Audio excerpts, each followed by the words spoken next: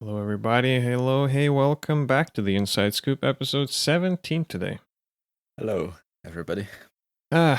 Decided to talk a little bit about, I guess, Zen, and I'll open this episode up with just a simple question. What do you think Zen is, and have you ever heard of it? And are you aware of what that is, and just in general? I've heard of the word said before, and I associate it with like some things, and I guess one of the things that comes to mind is like peace of mind, training it, in a way. But that's about all I know about the word Zen. Okay. Um, is it does it like associate with any sort of religion or just I don't know. What? Yeah, it Because yeah, sounds. that's interesting. I've heard many people like talk about Zen and stuff, but I want to hear an opinion of someone who's like never really heard of it. I guess if that's what you mean. Yeah, I. Why is the sun coming up at this hour? Anyway, um, I've. Yeah, I guess it feels like it's a religious. Mm-hmm. Sorry, I'm really distracted by the sun. What's Zen? The sun, Oh, because it looks like it's coming up and it's supposed to be going. well, Anyway, well, my curtains are closed. I'm focused on podcast, but anyway, whatever. The So that's the thing. You were distracted, yeah, and the philosophy of Zen sort of would yeah. It's nice. It's nice how you actually mention a distraction. Zen, basically, even the monks and the biggest gurus, uh, whoever preachers, or how are you even want to call the guy who teaches Zen, masters. I think they just call like grandmasters, just masters. They couldn't tell you what Zen is either. So it it's like a very difficult concept to grasp. But talking about distractions, I've been just like writing out some quotes and stuff, and the way of Zen, I guess it's more of a just the mindset of being still, of being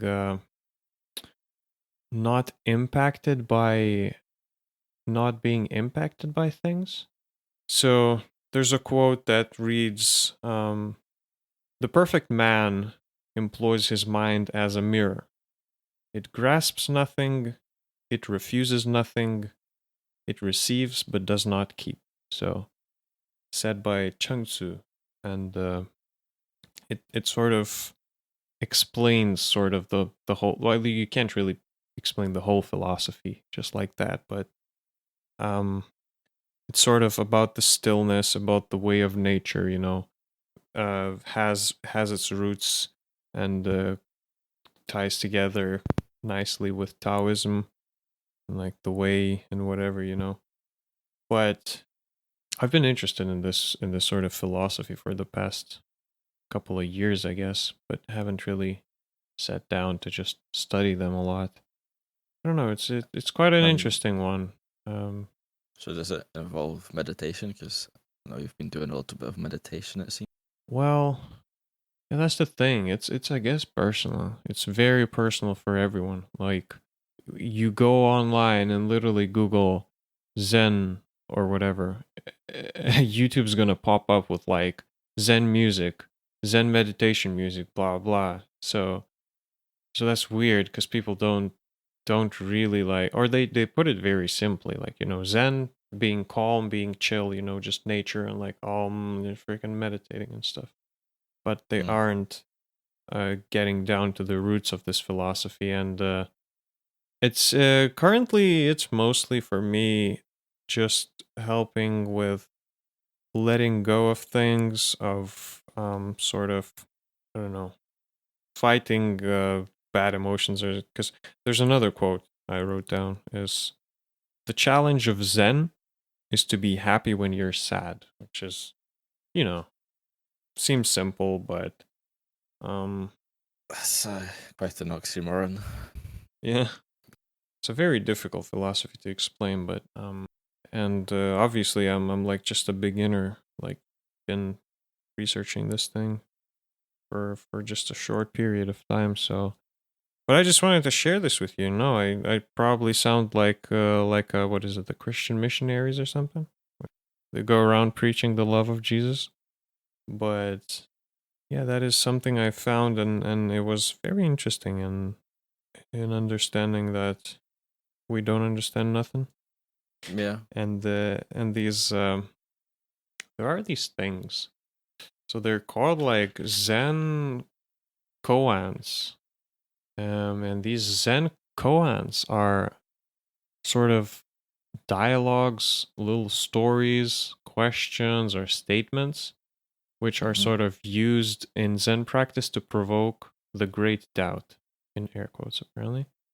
And yeah, these are like interesting, sort of an unsolvable stories that Yeah. helps you learn. And it's like one of those I saw today about two monks which were like just walking down the street, and in front of them they see this very pretty woman, and there's a mud path, like she can't cross the mud path. And one of the monks just came up to her, picked her up, just brought her to the other side and walked away. But the other monk was just like stunned, because monks, you can't, you can't touch a woman, you can't come close to a woman, you can't, that's not the way of the monk. Like you live in this ascetic lifestyle where, well, you can't communicate with a woman, basically. It's just trying to avoid any sort of distraction again. Mhm. And yeah, they just kept walking away. And so that other monk, he couldn't bear it anymore. He just stopped, looked at him, said, "Yo, aren't we gonna talk about this? What did you do there? Like you walked up to a woman, picked her up, and like brought her over to the other side of the mud path. Like what how is this not against our beliefs and religion and everything?" And that monk is like, "Ah, so is it me or is it you carrying her?" So it's sort of like it twists your brain a bit by showing how the things you do, your brain, like, you have to let go of things, right? Yeah. That is what I'm getting from the philosophy so far. And I'm very interested to learn more. I'm very interested to obviously change my mind, and all of this uh, incoherent stuff that I've been saying for the past few minutes is just Yeah. because it's like incomprehensible. I can't put it to words, but I'm trying to explain and Yeah. sort of maybe even test my own understanding of it and see the holes that where I don't understand it. But like I yeah, I like it so far because it's very it's a teaching. It is something, yeah. So letting go is obviously very important, or maybe not obviously, but it's important. Um, but it's something we also have a natural mechanism for doing Mm-hmm. because we forget stuff, after a while. Like something bad happened for a long time, you may hurt because of it. But over time, like that kind of fades away, and people say, for example, if it's a bad thing, that um, scars like don't go away; they just fade, fully go away. Um, but yeah, so that's kind of like our natural mechanism of letting go, and yeah, Yeah, but that is also Zen, because that's the way of nature, of you just letting go of things. But some people cling on to stuff. uh, And well, coming back to the nature thing, another little quote says, "When you're hungry, eat. When you're tired, sleep." This is Zen. So it's more like you do it anyway, or you don't even think about it. Maybe you're the best Zen practitioner ever, but like, because it's just natural. It is nature. It's just things you do. But funny that you mention, yeah, like interesting. You mentioned the scars that people still have and keep, and it's a mental problem with some of them, isn't it? Like some people just can't really let go, or they get affected so much they need to use some sort of medicine to try and fight fight off things in their own brain. Yeah, that's interesting thing to ask. Um, I guess when if people do use medication, maybe don't know how long it should take for a scar to heal, because it can take a long time. People might have the idea that it doesn't, and maybe it doesn't. I don't really. Yeah, I'm trying to. I don't really go for, say, medication very fast, right? Mm-hmm. So I'll try to do everything that I can before I reach for medication, and in terms of like mental health and stuff, for example. So I haven't had any like kind of ever had any kind of pills to help mellow me out or anything like that. Uh, but yeah, I don't know, that's a different topic, I guess. So Well, it's still very I guess interesting in that, so I yeah. guess Zen would be just might be just trying to do that yourself, trying to let go or try to let go without. Try without trying. Yeah, I suppose it's. Um, I mean, when you're introduced to the idea that letting go is going to help you, Mm-hmm. that's probably the most important step, because you can then start to believe it. Yeah, and it's not necessarily that Zen is the way of life. It is actually just a philosophy, like just as everything else. Any sort of religion, philosophy. We have science these days. It's just another way of looking at the world. So, and because I guess we're still sort of a self improvement podcast, whatever. I'm sort of looking for new and just philosophies like that in general to read up on, to see what they provide, because you don't just have to drop everything and live by it. No. That's not it. But um learning that something like that exists and maybe it helps you in the future, maybe you realize that it's the right thing for you. Yeah, I just find this thing very interesting, and just listening to those stories and these koans, and then I like it. Yeah. Well, that's very good. Yeah. Um, because like if you ever listen to Jordan Peterson, for example, Mm-hmm. he often brings up children's book stories, or to make a point, because books generally, or these stories generally, have a deeper meaning in them Mm-hmm. that you might subconsciously actually kind of it might subconsciously somehow shape you as a child to teach you these things, right? Um, so they have some importance in that sense. Uh, but yeah, like stories can be very influential, is what I'm getting at. Yeah, I Uh, guess so. Yeah. Just teachings, and I think even the stories. Yeah, that's actually we can move on to this topic and move on to this stories as a way of passing down the knowledge, something like that.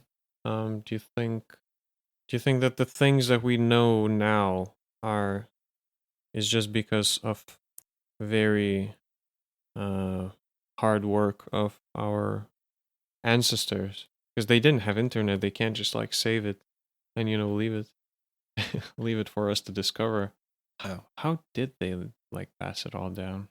Well, through books, I word guess, of but mouth and books, folklore, stuff like that.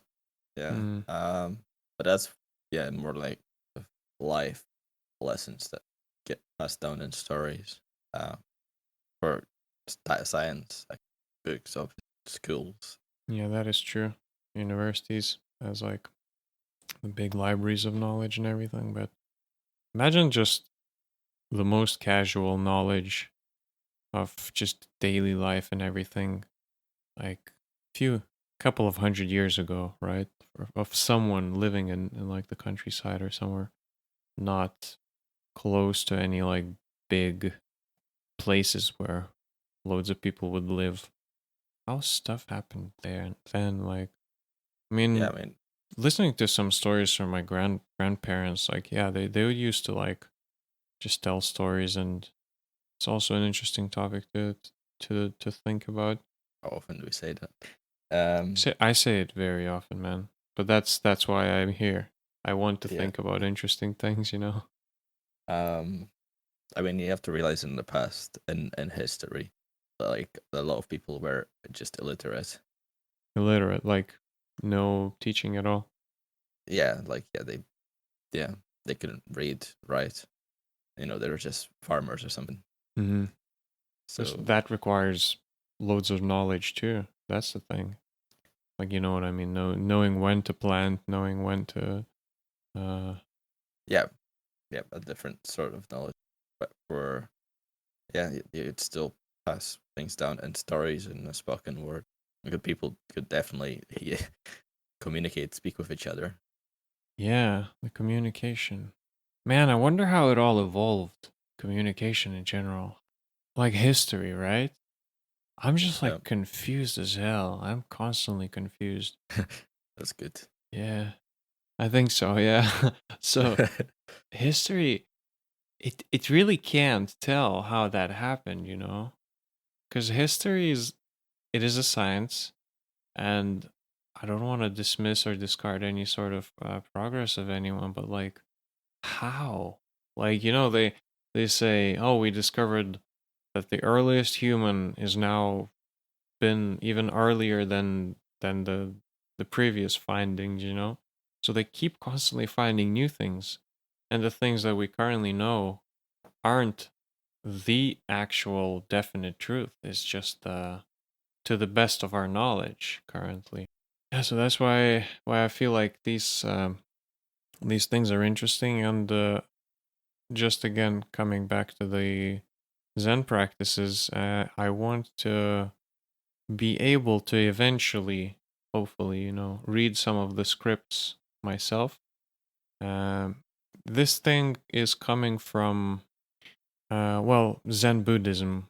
And Zen Buddhism is like, apparently, again, I don't want to be quoted on this stuff. It is sort of Chinese, but I've heard many different stories, like coming from India to China, like basically importing this, the Hmm. modern way of saying it, the like importing from there to China, and then Japanese Japanese monks started bringing that over, and it's like basically I'm going to just say it's like a Eastern philosophy, Eastern practice, and texts like most of the texts like that are just in Chinese, and I am starting to learn Mandarin again, I guess, because I started it like a year ago, but haven't really stick through with it. So I thought on this podcast, because we can also use this to sort of get things out there, I want to like challenge myself to at least do the Duolingo daily thing, like to just at least do some Duolingo, because it's, the easiest way for us nowadays to learn and to get a streak going, to learn that, yeah, and just to practice the philosophy, the art. I mean, days are busy now, even though it's quarantine, we're sort of done with exams, but I've been constantly working on my game. I've heard you've been working on websites too, and Yeah, well, I've got to start working on the game. yeah. Uh, got like 10 days, 12 days, to 11 days. Oh Starting tomorrow. man. And do you have progress? Not a lot, but just gonna have to grind it out Hmm. as best as I can. But it's just gonna be down and programming, and then as I'm going along, I'm probably gonna implement some what are they called? Design patterns. Hmm. You have to talk about them in your report. Oh, we So need yeah, to do a report. Oh well. yeah, I'll have to yeah. We look need to do into a it, I report as guess. well, like a 5-page report or something. A Oh. short. So Oh. short. Well. So Not yeah, too bad. I gonna have guess. to grind out the report. Damn. Have to It's a get lot more work than the exam. reattached back to the coursework. I've been living good, researching Zen, doing this, learning Chinese, Mandarin, whatever. Learning game design stuff, graphical design. Um, I've been just like trying to learn stuff. and then Mm. assignments and exams just keep us in check, sort of keep us down, attached back to the ground, I guess. Sure. I mean, I wish there was a perfect world where you could just learn, I guess, without What? the need of getting forcefully sort of tested. Yeah, well, you've got to have some motivation. The things I want to do nowadays, I would have never wanted to before I came to university. Hmm. So it's a kind of thing where I'm like, I know what my future is going to be if I don't take learning into my own hand. Like I don't want to actually go and probably end up being just a programmer in some firm that's doing software for uh ATMs. Hmm. Like no fun. You want something better, basically. Yeah, Something that's that not would my fulfill thing. you, I guess. That's the. Yeah, like honestly, for me, like it's because for some people, right, they do all this uni study, good job and everything because they have something to. They need the money. You know, they have this model of life where work is work. They make money and then they use that money to fund something that is making them happy or they will make them happy. Hmm.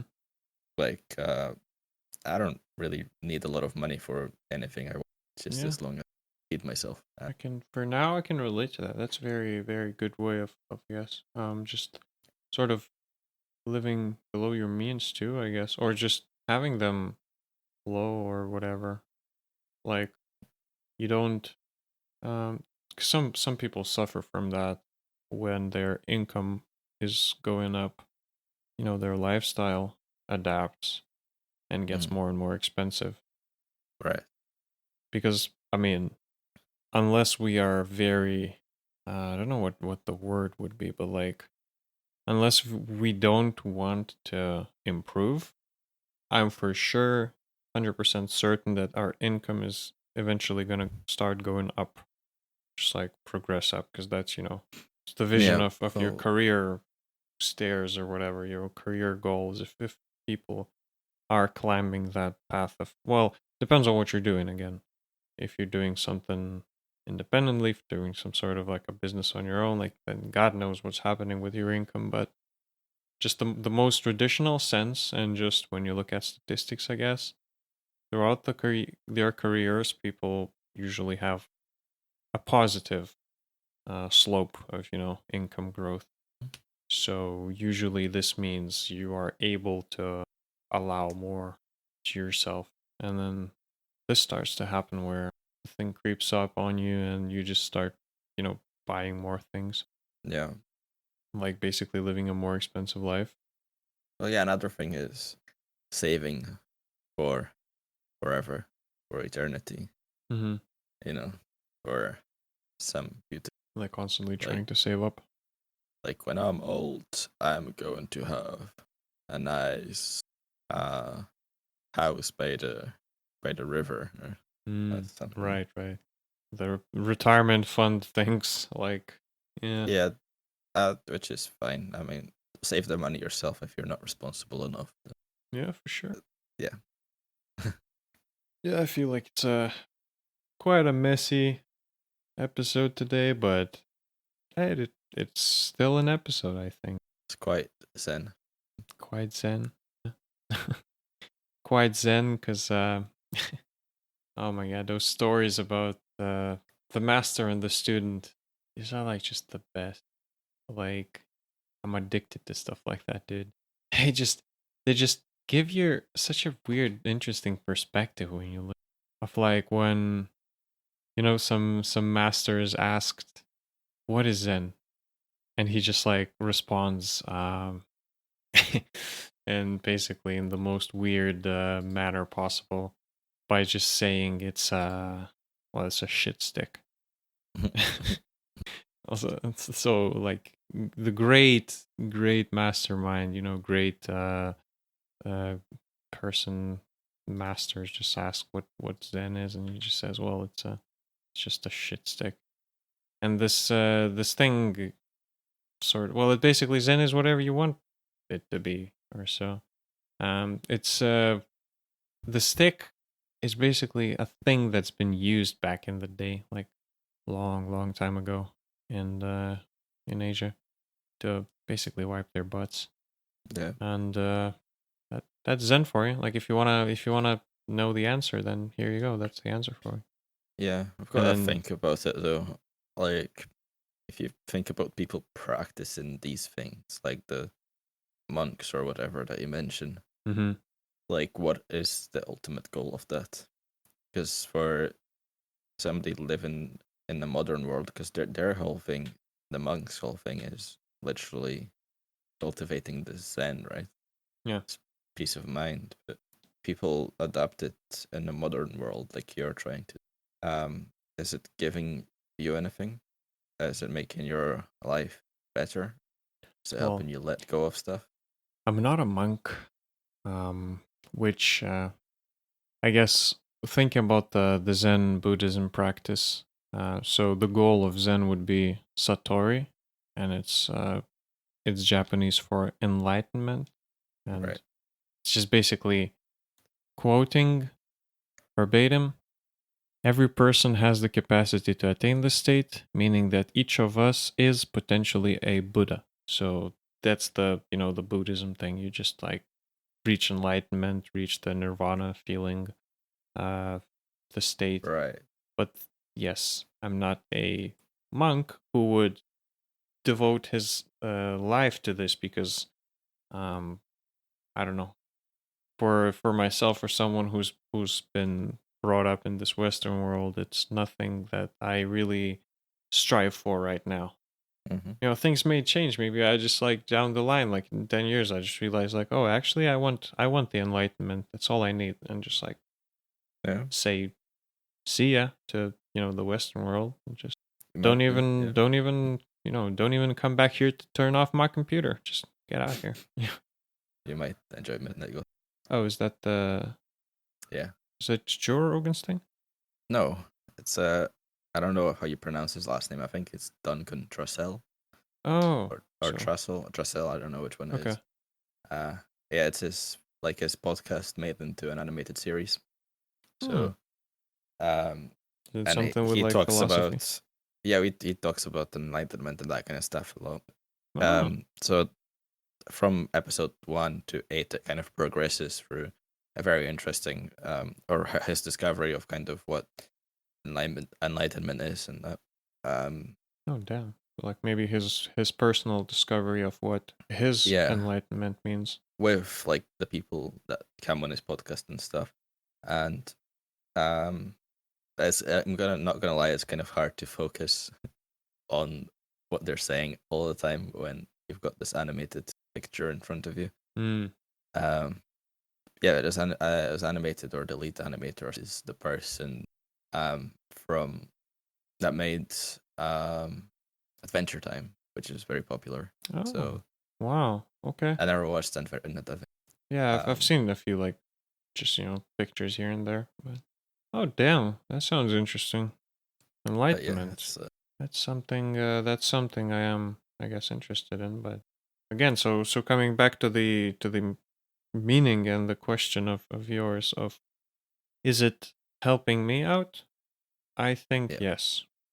I do still feel tilt when I play a competitive video game.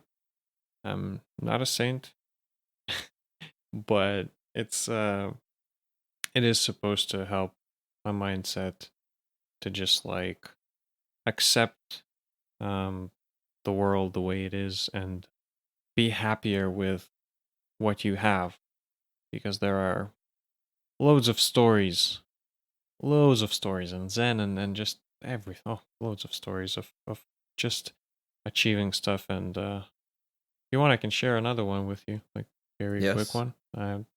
It's just gonna be rephrased in my own words, but basically, people have discovered that there's a thing, like there used to be this gold rush.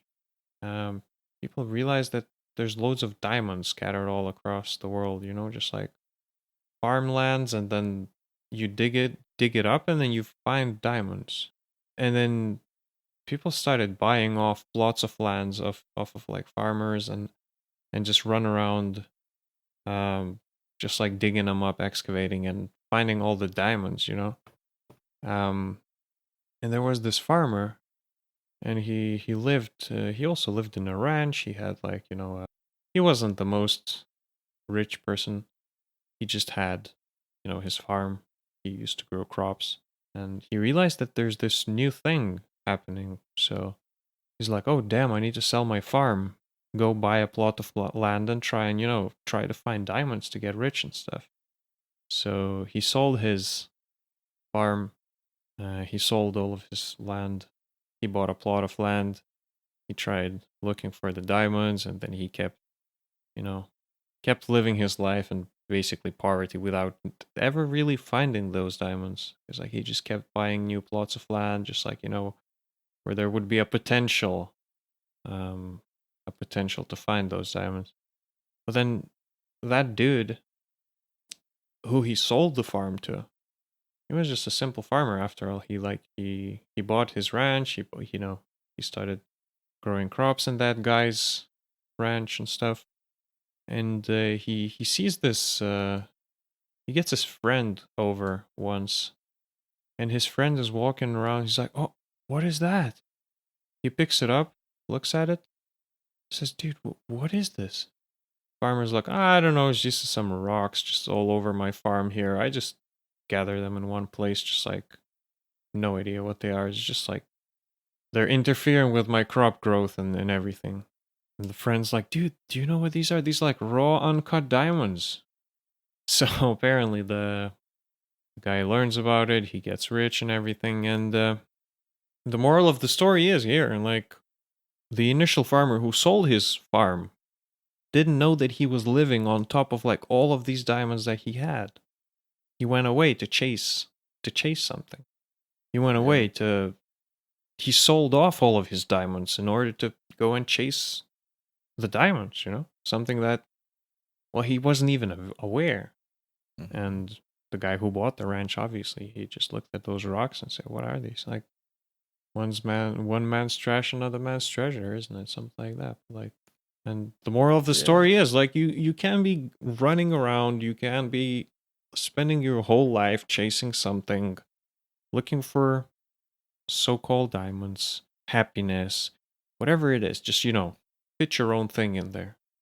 But you may never even realize that the the position in which you are right now is the place where you should be the happiest, because that is you know your diamond mine, whatever. It's just a way of Yeah. saying it. And yeah, there's a lot of stories like that Yeah, I'm around that moral. sure, dude. The Just, idea is very simple. Um, yeah, so I believe yeah, these philosophies will help me out a bit. I think another good one is, um, yeah, another good one is about people saying that it's about the journey, not the end goal. Um, Fair. I Hmm. don't have a story for it, but Well, yeah, it is the journey. Do you yeah, wanna do you wanna come to your grave, climb in there, lay down, and say, "Oh, yeah, here we go. I've safely arrived. That's very nice. It's good." Or do you want to like barely make it there and say, "What a ride it was, man." I mean, it's this is another, yeah, an interesting analogy or whatever. yeah. Well, that's fun when you're looking at it, but like, uh, thinking that if you just work really, really hard and don't enjoy any minute of it, that after 30 years you're going to be able to afford, all these things that you're going to be happy, right? Mm-hmm. Is I can't say whether it's a flawed idea. I mean, definitely. I think somebody said somewhere that you may not be able to buy happiness, but you can Mm-hmm. definitely rent it. Oh, nice. It's definitely gonna make you happy for a little bit. I mean, I've had, let's say, it's simplifying it again. It's not that simple, but I've had experiences where I've worked really hard to do well on the exams, and then I got the results and they were good, and I was like happy for one day, and that was, Mm-hmm. um but yeah, it's enjoy the journey, I guess. Make sure it's meaningful Yeah, for you. it is the Yeah. journey, and quoting my dude, Alan Watts. I love his philosophies, man. He's the Zen teacher. When he says that, well, music as an art form is essentially playful. It's, I think it's like life too. And, like if I ask you a question, what is the purpose of dancing? You're asking me the question, right? Yes, Fun. fun. Enjoy yourself. Enjoy Yeah. yourself. But you're Yeah. not really aiming to hit a particular spot in the room. You are like dancing, expressing yourself, whatever. You're doing the act. Okay, next. Well, another question then. Music. What about music? What Mhm. is the purpose of music? Of making listening Well, to it. the existence of music. It's enjoyable. It's enjoyable, exactly. But it's not enjoyable because it gets to the end. It's not Mhm. enjoyable because it literally hits the finale, you know? So it's like, according to Watts, where the best conductors would be the ones who played fastest. Or, you know, those composers would write only finales. So people gather around, gather up in the opera house just to hear one crashing chord. Because that's the end, you know? That's the goal of music. So yeah, so Yeah, I feel like being introduced to the Zen philosophy of like what life is and how I should look at it. Yeah, I like how it keeps tying back into it. Yeah, it's like it's the journey. You have to enjoy it Mhm. because that is the thing that we have right now. Like we don't know what's gonna be tomorrow. Yesterday, probably already forgot what was yesterday, but today is is what we have basically. And well, I'm happy. I guess I am happy. What an Yep. interesting conclusion of this conversation. But sitting here having a conversation with you, just chatting about things, is where I want to be. Actually, yeah, very cool. It's been good. Yeah, we still have loads of things to do, sadly, but Oh yeah. that is also life. You know, that is also the things we have to be happy with, Yep. and the game and everything. Yeah, I'll have to just like start working on it day in day out, as they say. So Oh yeah. Yeah, me definitely. I mean, you've got a game. I don't. That's Why? that's the point, man. You kind of do. Well, if I make it into a game, then yes. Otherwise, it's just a prototype or a collection of ideas. Mhm. It's not. It doesn't make up the whole experience. So yeah, but I still want to fit learning Chinese and practicing Zen into the whole routine. And Mhm. I'm willing to update you on my progress next week. See if Awesome. you were if your interest was piqued and maybe you know you spend 10 minutes Meditating. not meditate. I mean I mean not the western way of thinking about meditation, not just like sitting down Yeah. and being still, but I mean cuz yeah, Yeah. I'll probably look it up for next time, but I like that you bring that up. The asking Western idea of meditation. the It asking is a yeah, exactly. middle class woman's meditation, basically. Yeah, asking the people are asking like monks and masters on like how do you meditate, blah blah. They don't necessarily sit still and do nothing. It's For me, my meditation is my walk to university. yeah, here Yeah. we go. Uh, Exactly. just naturally. However, I've not been meditating because university shut. Yeah. Well, I'm sure you have other ways of doing it. Because yeah, meditation is. We could have another topic on it, dude. I like philosophies and this stuff. We we definitely like. I keep saying we need to, but I Yeah. don't do it. As in, But I don't write a list of actual things and topics we should talk about. we should. We do have the backlog, like we do have the episodes we can go through and listen, Yeah, but yeah. that You would have to take a long listen. time. Anyhow, what I'm saying is that meditation is something, and people get confused. They say, how am I supposed to not think about things?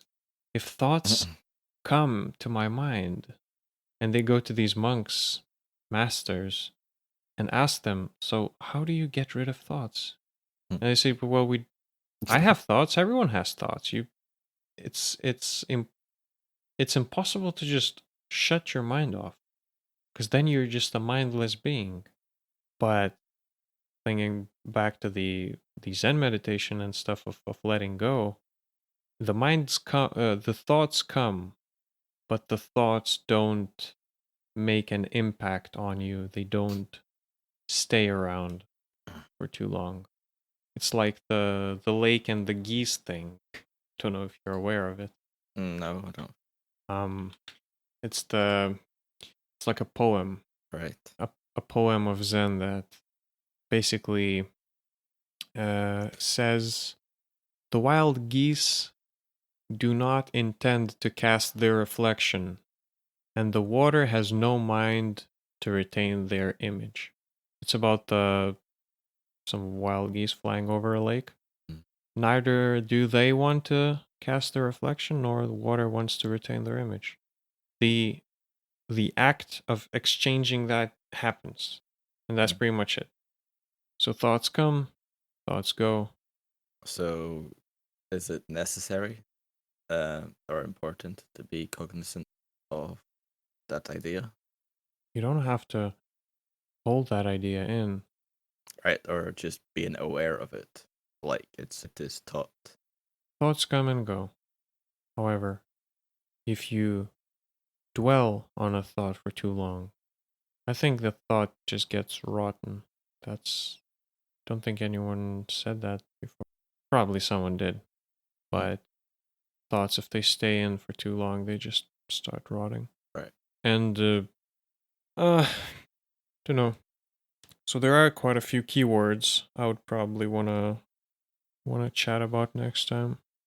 Because I Okay. want to actually we could do this little series or whatever, like looking into philosophies, All right. just sort of 1 month, try and like look at in like things from Zen, and like read something about other, like even Stoicism. Like if I'm not aware of what it actually is, but I've been reading the Meditations by Marcus Aurelius, but like I still Yeah. don't have the best of a grasp of what it is.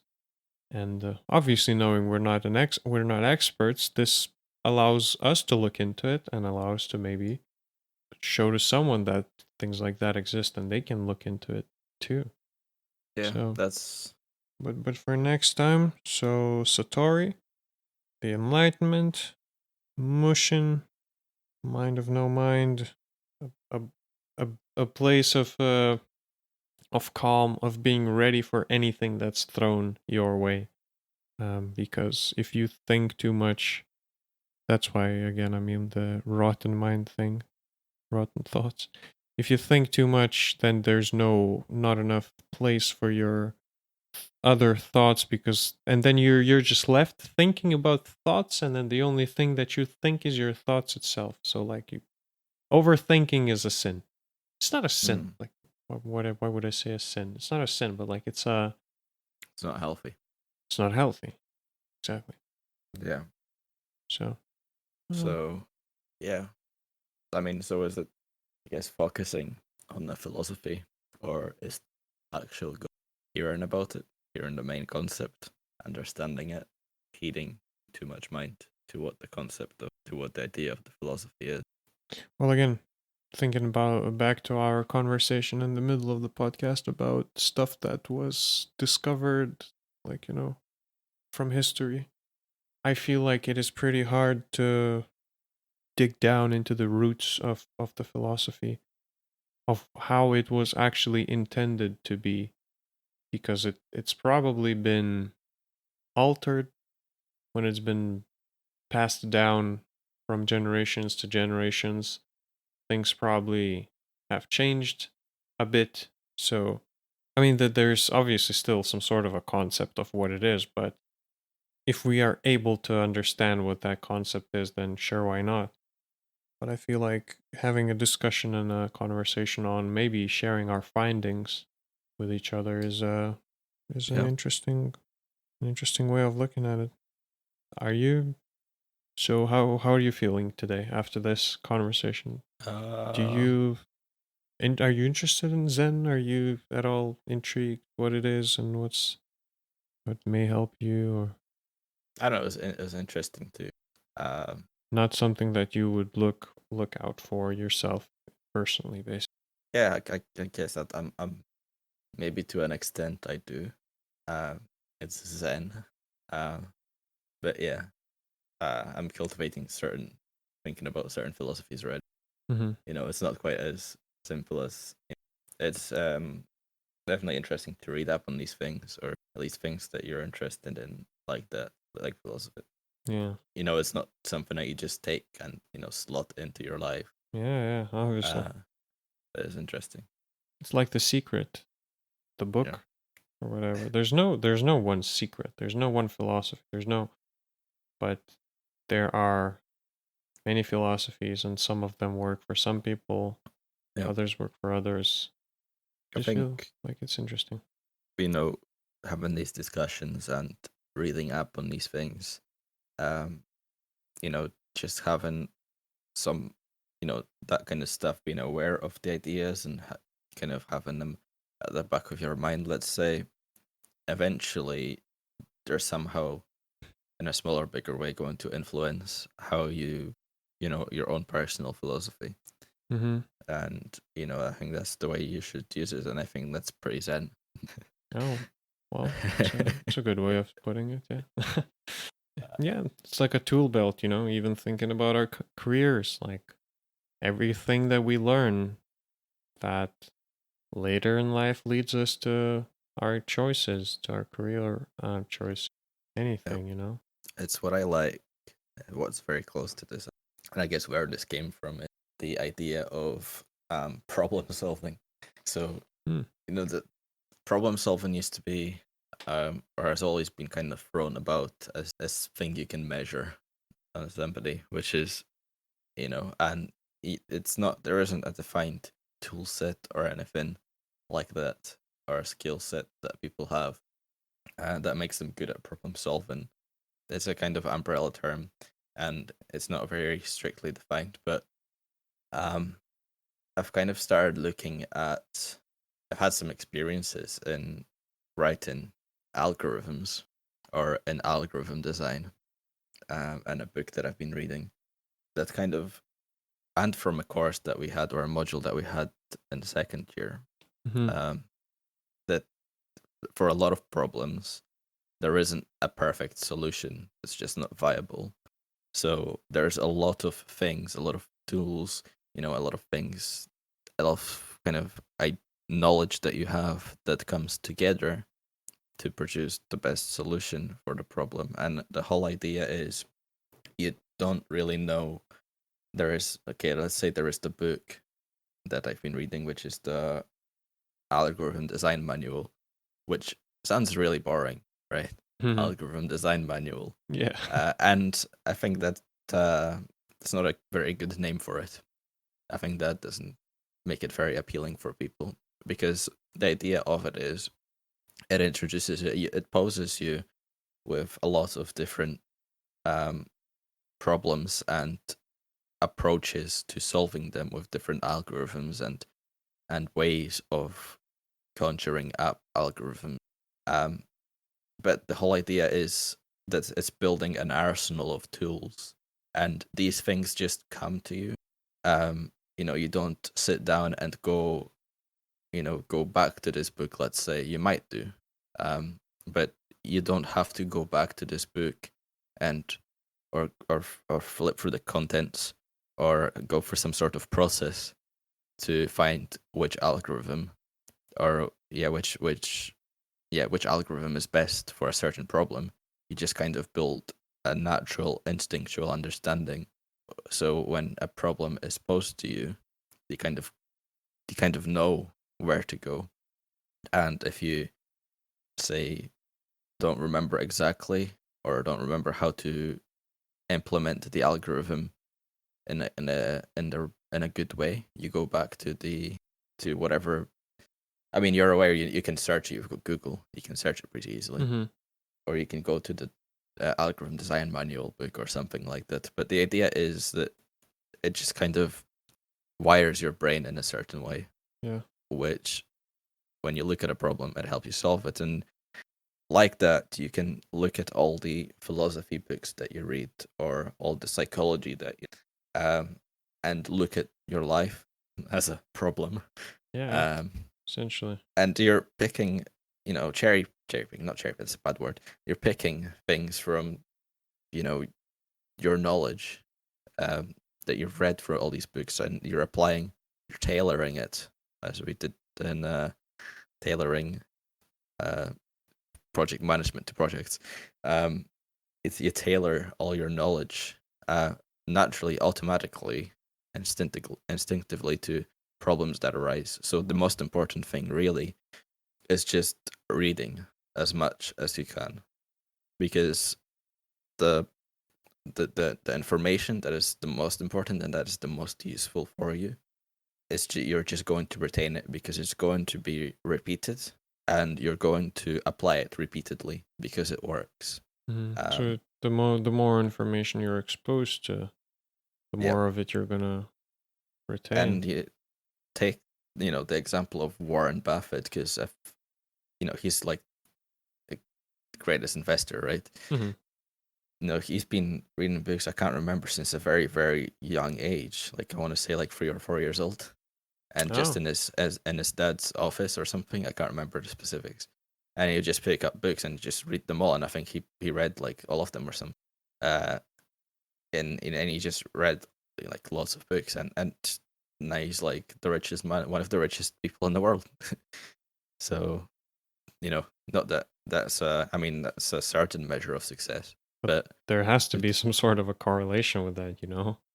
yeah, Does make sense, I and I guess. mean that's what he said himself. So about the books and Mm-hmm. how he believes that's what's important. And yeah, personally, I don't believe that, as you said anyway, with The Secret, there isn't one thing that you kind of practice and it solves all your problems. Yeah, there's no key Yeah, because there's no it's door. yeah, because what you're assuming is that you can't be happy as you are right now, right? Yeah. I guess that there's somewhere you have to get. Um, but yeah, that's straying onto a whole different philosophical topic. But yeah, that really went for a while. But Yeah, it's very nice. Interesting to hear this. It's basically, the more you, well, yeah, I think even the more conversations we have, the more things we learn every day. It's just talking to anyone. The person was exposed to different things that you weren't exposed to. And then mhm. chatting with them just allows you to see more, experience more. And Yeah, there's a lot to say on this, but I really need the toilet. I really need to go take a leak. oh, yeah, we could be talking for ages, but I'm afraid our time's up. How are we going to sum it up? Not sure. Your problem's not a door, your solution's not a key. That that was that was a really good one. There's no key function. I don't know how. Yeah, Okay, yeah. So you can spend your whole life looking for the key, but you will soon realize that there simply is no door. Thank you for listening. See you later.